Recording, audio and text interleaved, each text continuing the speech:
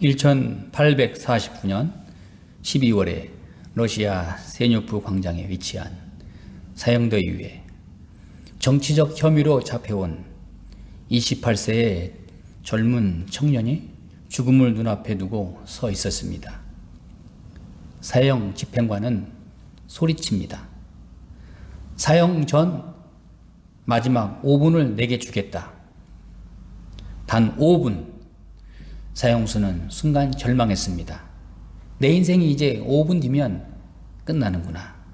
나는 이 5분 동안 무엇을 할 수 있을까? 그는 먼저 가족과 동료들을 생각하며 기도했습니다. 사랑하는 나의 가족과 친구들, 먼저 떠나는 나를 용서하고 나 때문에 너무 많은 눈물을 흘리지 말라. 그리고 너무 슬퍼하지도 말라. 집행관은 이제 2분이 남았음을 알립니다. 후회할 시간도 부족하구나.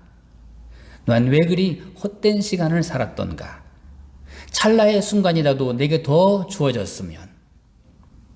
마침내 집행관은 마지막 1분을 알립니다. 사형수는 두려움에 떨며 주위를 둘러보았습니다. 매서운 칼바람도 더 이상 느낄 수 없겠구나. 더 이상 볼 수도, 더 이상 만져볼 수도 없겠구나. 모든 것이 아쉽고 아쉽다. 사형수는 처음으로 느끼는 세상의 소중함에 눈물을 흘립니다. 집행관은 다시 큰 소리를 외칩니다. 자, 이제 사형 집행을 시작하겠소. 그때 저 건너편에서는 대열을 이루는 소리가 귀에 들려옵니다. 순간 눈을 감고 사형수는 살고 싶다. 조금만 더. 그리고 저쪽에서는 총에 탄환을 장착하는 소리가 사형수의 심장에 들려옵니다. 그런데 바로 그 순간 사형을 멈추시오. 사형 집행 중지! 한 병사가 흰 수건을 흔들면서 급히 달려옵니다. 황제의 명령이요.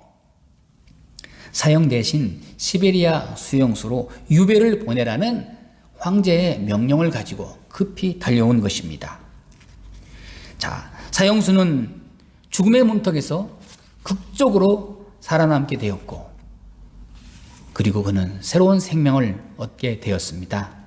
여러분, 이 사형수가 누구입니까? 러시아의 대문호 도스토옙스키입니다. 그는 죽음의 문턱에서 다시 살아온 그날 밤 동생에게 편지를 썼습니다. 지난 날을 돌이켜보고 실수와 게으름으로 허송세월했던 날들을 생각하니 심장에서 피가 거꾸로 흐르는 것 같구나. 인생은 하나님의 선물이다. 모든 순간은 영원의 행복일 수 있었던 것을 나는 젊어서 조금 더 알았더라면. 하지만 이제 내 인생은 바뀔 것이다. 나는 다시 태어났단 말이다. 이후 시베리아 4년의 유배 생활은 그에게 있어서 인생의 값진 교훈을 남기게 됩니다. 혹한의 추위 속에서 무려 5kg나 되는 발에 족쇄를 매단 채, 그러나 그는 그렇게 열악한 환경 가운데서도 창작 활동에 몰두합니다. 당시에 글쓰기가 허락되지 않았던 상황이었지만 시간을 낭비할 수 없어서 종이 대신 머릿속으로 소설을 만들고 모든 것을 다 외워버리기까지 했습니다. 유배 생활을 마치고 세상 밖으로 나온 도스토옙스키는 죄와 벌, 카라마조프의 형제들, 영원한 만남이라는 지금까지도 널리 사랑받는 불후의 명작을 남겼습니다. 그는 항상 자신의 마음속에 되뇌이는 말이 있습니다. 되새겼습니다. 내 인생은 마지막 인생 5분이다. 내게 인생은 5분의 연속이다. 그러면서 그는 남은 생활을 더욱더 충실하게 창작 활동에 몰두할 수 있었던 것입니다. 여러분, 시간의 소중함, 생명의 소중함을 역설적으로 우리에게 말해주지 않습니까? 베토벤의 교향곡 가운데 제5번 문명을 여러분 잘 아실 것입니다. 이 교향곡에 대한 재미있는 해설이 있습니다. 해설자의 해석은 이렇습니다. 따다다단, 그 네 음절이 마치 운명의 문을 두드리는 소리와 같다. 참 의미 있다고 봅니다. 여러분, 우리가 어딘가로 달려가고 있습니다. 그러나 그 순간순간마다 따다다단, 죽음이 다가오고 있다는 것을 하나님이 우리에게 신호를 보내십니다. 여러분, 죽는다, 아니 죽음을 향하여 달려간다, 아니면 끝까지 우리는 죽음을 바라보고 있다. 다 죽음을 바라볼 때, 죽음에 대해서 우리가 새로운 의미를 발견하게 될 때 우리는 죽음으로부터 새로운 변화를 경험하게 됩니다. 죽음은 삶을 되돌아보게 합니다. 죽음은 삶을 단순하게 합니다. 죽음으로 인해서, 죽음을 바라봄으로 인해서 원망하던 사람이 사랑하게 되고, 또 죽음을 눈앞에 두게 될 때 교만하던 사람도 겸손해집니다. 또 반항적인 성격의 사람도 수용적으로 바뀝니다. 비판만 하던 사람도 긍정적인 사람이 됩니다. 삶을 무의미하게 살던 사람이 삶의 의미를 새롭게 발견하게 됩니다. 그런 의미에서 죽음, 질병은 때로 유익한 것입니다. 오늘 본문에서 예수님께서는 가버나움 회당장에게 중요한 교훈의 말씀을 하십니다. 두려워하지 말고 믿기만 하라. 그리하면 딸이 구원을 얻으리라. 믿음과 두려움을 말씀하십니다. 여러분, 우리가 어떤 고난을 당할 때, 어떤 문제를 만날 때, 어떤 질병을 당할 때, 혹은 실패할 때, 죽음이 점점 다가올 때 모든 사람들이 다 두려워합니다. 그러나 예수님이 오늘 말씀하십니다. 두려워하지 말라. 믿기만 하라. 바로 이 사건을 통해서 예수님은 완전한 구원에 이르게 하십니다. 요한복음 11장 40절 말씀에도 이런 말씀이 있습니다. 죽은 나사로의 누이를 바라보시면서 믿으면 내가 하나님의 영광을 보리라. 얼마나 귀한 말씀입니까? 오늘 본문에 야이로라고 하는 회당장이 여기에 나옵니다. 하나님께서는 그를 사랑하사 그에게 믿음을 주려 하십니다. 딸의 질병을 통해서 큰 믿음의 길로 인도하십니다. 그렇습니다. 믿음은 하나님만이 주시는 선물입니다. 에베소서 2장 8절 말씀에 너희가 그 은혜를 인하여 믿음으로 말미암아 구원을 얻었나니 이것이 너희에게서 난 것이 아니요 하나님의 선물이라. 여러분, 가장 큰 고통, 괴로움은 무엇일까요? 믿어지지 않는 데 있습니다. 믿을 수만 있다면 걱정할 것도 없고 두려워할 것도 없고 근심할 것도 없는데, 믿음이 없어서, 믿지 못해서 하나님도 사람도 자기 자신도 믿을 수 없다는 것, 이보다 더 큰 괴로움은 없을 것입니다. 때문에 하나님께서는 믿음을 선물로 주십니다. 그런데 그 주시는 과정이 그렇게 낭만적이고 그렇게 감상적이지 않습니다. 아주 구체적인 사건을 통해서 믿음을 주신다는 말씀입니다. 하나님께서 직접 개입하셔서, 직접 손을 대셔서 한 사람의 믿음을 새로운 길로 인도하십니다. 그리고 믿음을 재창조하십니다. 오늘 본문의 말씀에 아주 역설적으로 드라마틱한 과정, 본문에 나타나고 있습니다. 첫째, 하나님이 주시는 믿음의 수준의 단계에 이르기 위해서는 먼저 사랑하는 딸이 병이 들었습니다. 이 아버지 된 야이로에게는 아주 큰 고통입니다. 아주 큰 절망입니다. 자, 이 사랑하는 딸의 병을 고치기 위해서 백방으로 노력해 보았지만 모두 다 속수무책입니다. 아무것도 통하지도 않고 되는 것도 없습니다. 딸의 병은 점점 더 악화되고 이제 죽어가고 있습니다. 12살밖에 되지 않는 딸을 바라보며 이 아버지의 마음은 지금 시커멓게 타들어가고 있습니다. 얼마나 괴롭고 얼마나 답답했으면 이제 예수님을 찾아오게 되었습니다. 그리고 예수님을 만난 그 순간 예수님께 무릎을 꿇었습니다. 자, 한 사람은 회당장입니다. 많은 회당을 대표하는 회당 대표. 그러나 한쪽은 젊은 청년, 나사렛 출신 예수님. 둘이 한 번도 만나본 적 없는 첫 만남입니다. 한 사람은 신분이 높습니다. 사회적으로 알려진 존경받는 분입니다. 한 사람은 예수님, 젊은 청년에 불과합니다. 그러나 회당장 야이로는 처음 보는 예수님 앞에 무릎을 꿇습니다.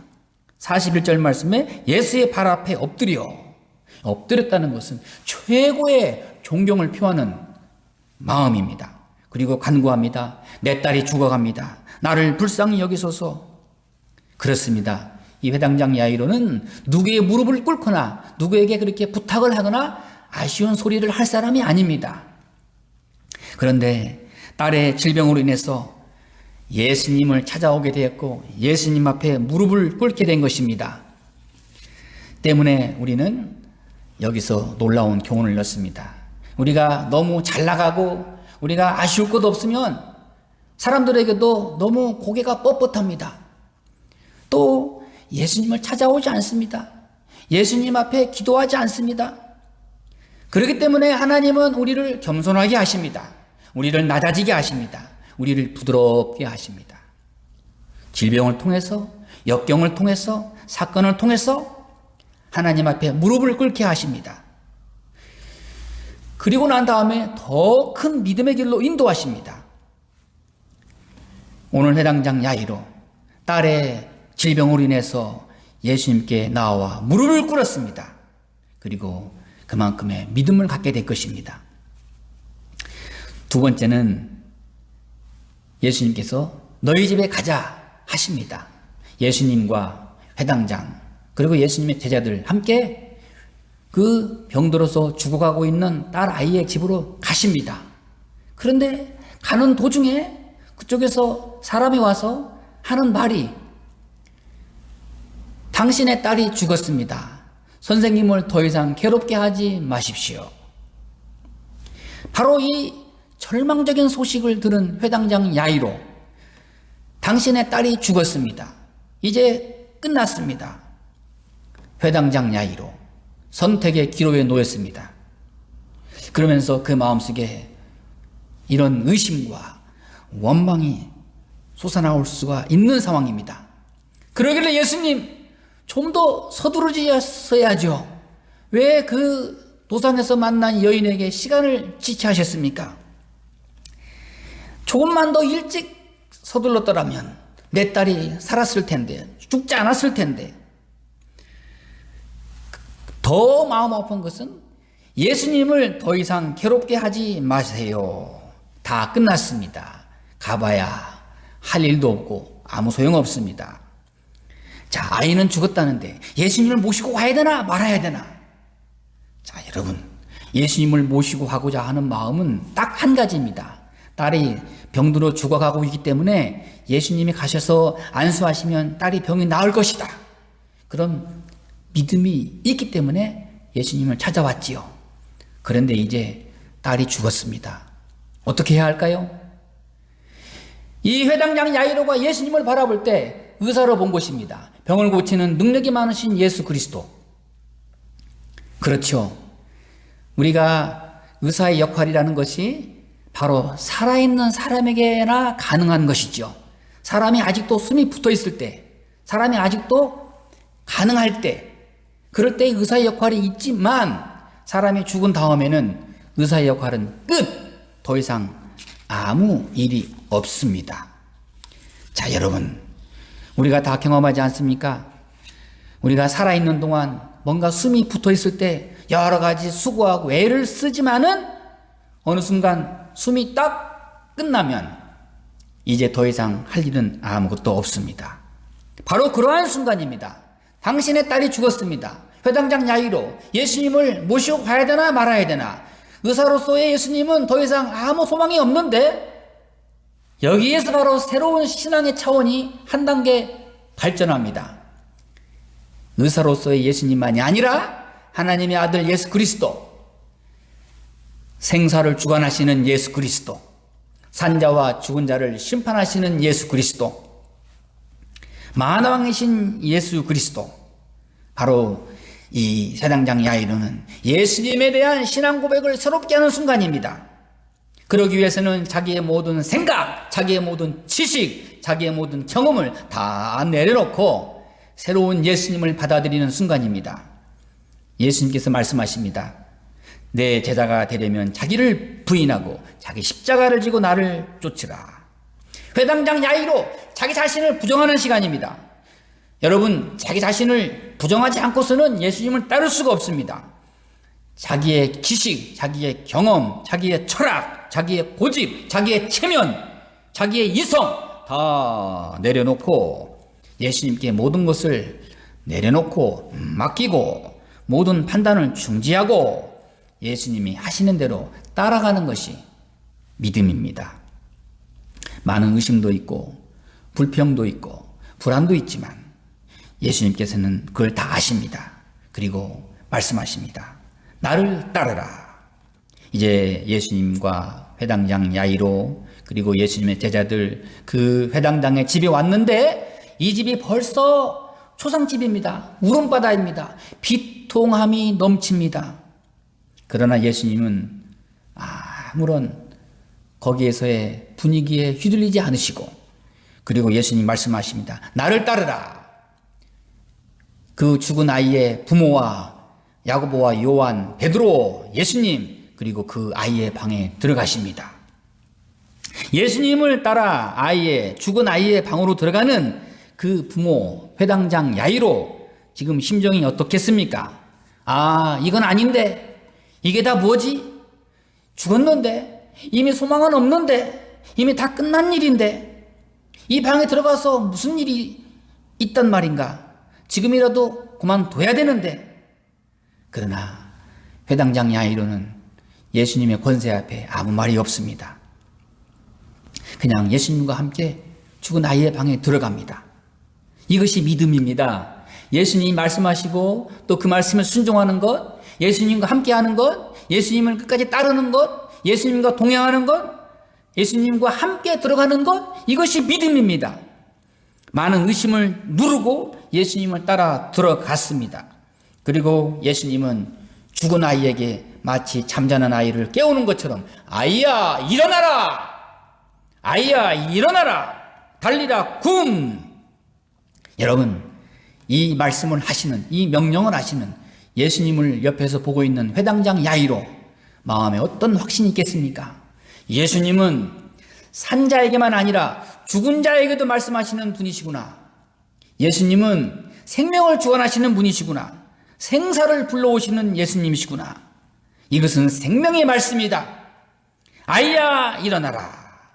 마치 고요하게 잠자던 아이가 잠에서 깨는 것처럼 벌떡 일어납니다. 예수님 말씀하십니다. 이 아이에게 먹을 것을 주라. 얼마나 인자한 말씀입니까? 죽은 자를 살리시는 일은 예수님의 능력과 권세의 일이지만 산자에게 음식을 주는 것은 사람이 하는 일입니다. 사랑하는 여러분, 많은 의심도 있었지요. 그러나 회당장 야이로는 침묵했습니다. 그리고 죽은 아이의 방에 함께 동행했습니다. 그리고 예수님이 하시는 일을 바라보았습니다. 이것이 놀라운 믿음이요, 살아있는 믿음이요, 생명 있는 믿음입니다. 이런 믿음을 우리가 가질 수 있기를 바랍니다. 데일 카네기의 유명한 명언이 있습니다. 성공한 사람들은 다음 세 가지 말을 하지 않는다. 첫째, 그들은 없다는 말을 하지 않는다. 아직도 있어요. 있습니다. 남아있는 것이 있습니다. 둘째, 잃었다는 말을 절대로 하지 않는다. 손해봤다는 말을 하지 않는다. 남을 원망하는 말이죠. 책임은 나한테 있죠. 셋째, 이 이상은 안 된다. 끝났다. 하는 말을 절대로 하지 않는다.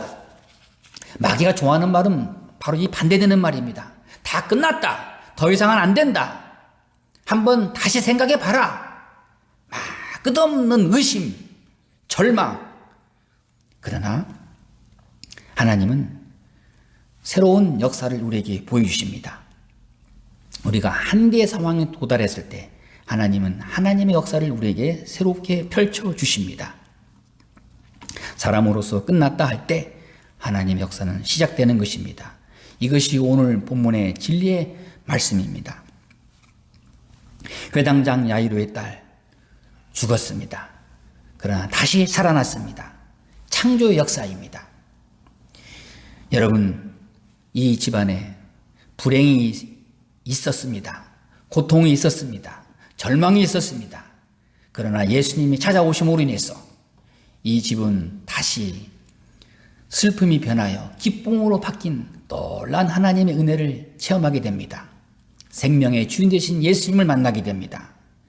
그러기 위해서는 딸의 질병이 있어야 했고, 그러기 위해서는 이 회당장 야이로가 예수님 앞에 무릎을 꿇어야 했고, 또 예수님께 모든 것을 맡겨야 했고, 또한 예수님의 말씀에 순종해야 했듯이 오늘 우리도 예수님과 함께하고 예수님과 함께 우리가 영원한 믿음의 세계에 함께 동행하기 위해서는 끝까지 예수님과 함께 할 수 있기를 바랍니다. 우리 주변에는 많은 어려움들이 있습니다. 코로나19로 인해서 질병은 계속되고 있습니다.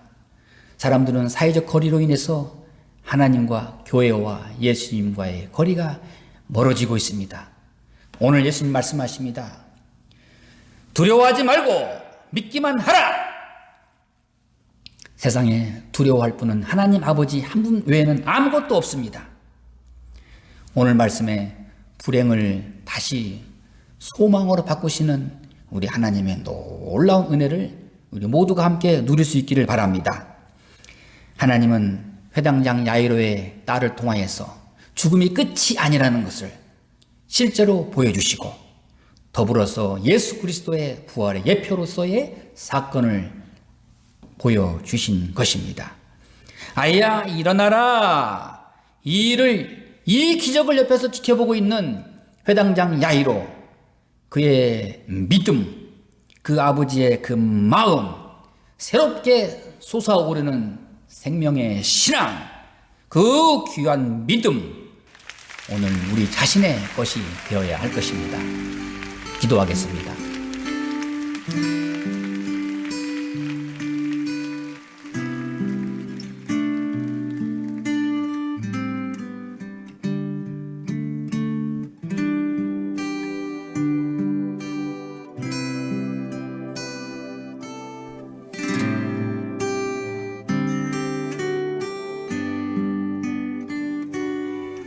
내가 주인 삼은 모든 것 내려놓고 내 주